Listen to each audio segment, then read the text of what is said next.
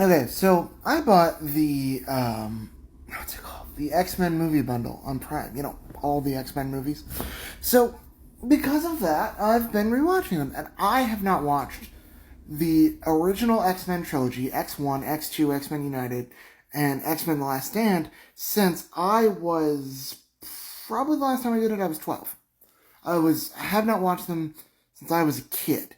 So now, going back and rewatching them as an adult, I noticed a couple things. Firstly, dude, Magneto is right. The movies go out of their way to show that humans will never accept mutants.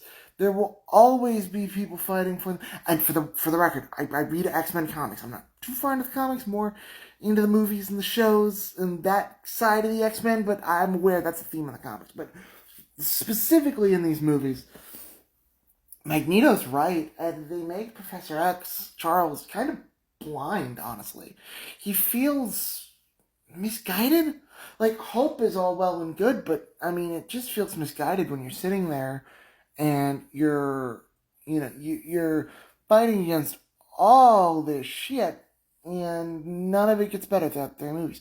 Secondly, the other thing I noticed, why is why is X-Men The Last Stand so hated? It fits in brilliantly with the rest of the trilogy. I mean, the whole trilogy is essentially the Mutant Registration Act. You have it started, then it gets crushed, then, not Trask, Stryker. Stryker comes in, then kicks it off again with the mind control drug that works on mutants, and then does all that shit, which kicks off the fear even further.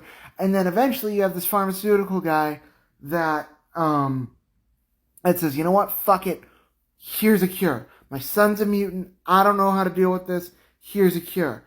And you know what, it does the Phoenix saga, the Rise of the Phoenix, it does it fucking terribly. No one will deny that. I'm not saying it doesn't.